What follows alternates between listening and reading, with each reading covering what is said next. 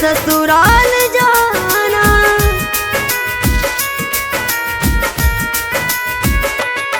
मेरी अर्थी उठे जब सनम इस जहां से, खुदा की कसम तब ससुराल जाना।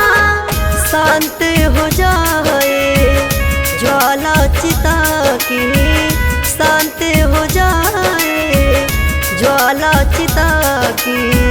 फिर हाथों में मेहंदी और सिंदूर लगाना। मेरी अर्थी उठे जब सनम इस जहां से, खुदा की कसम तब ससुराल जाना। मेरी अर्थी उठे जब सनम इस जहां से, खुदा की कसम तब ससुराल जाना।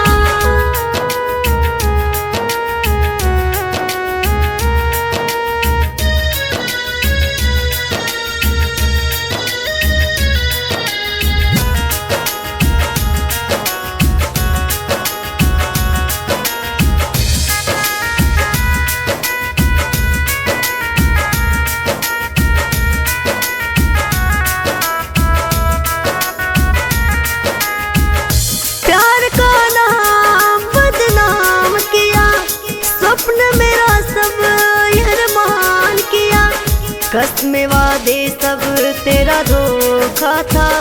बेशरम प्यार में तू दर्द दिया।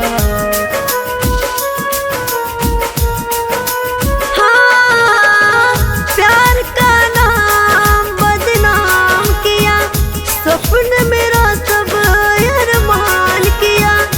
कसमें वादे सब तेरा धोखा था। बेशरम प्यार में तू दर्द दिया। जन्नत के सुख तेरे चूमे चरण को, जन्नत के सुख तेरे चूमे चरण को।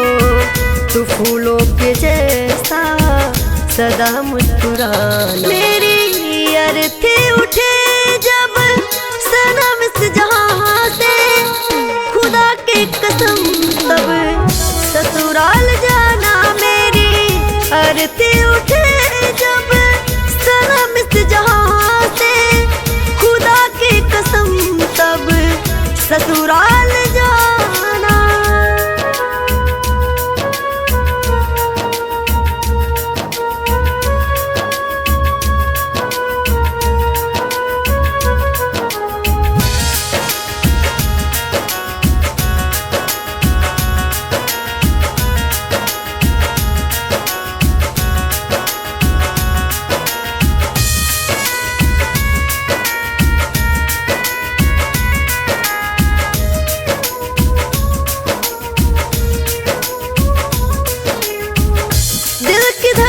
को तूने बंद किया, इश्क में ऐसा मुझको पा दिया।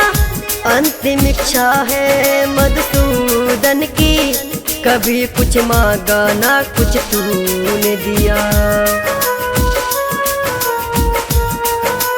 हाँ, दिल की धड़कन को तूने बंद किया, इश्क में ऐसा मुझको पा दिया।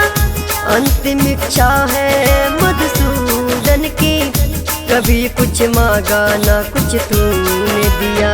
तड़पती चिता की अंगारों के ऊपर, तड़पती चिता की अंगारों के ऊपर, दुपट्टे को अपने सनम तू चढ़ाना। मेरी अर्थी उठे जब सनम इस जहां से, खुदा की कसम तब ससुराल जाना। मेरी अर्थी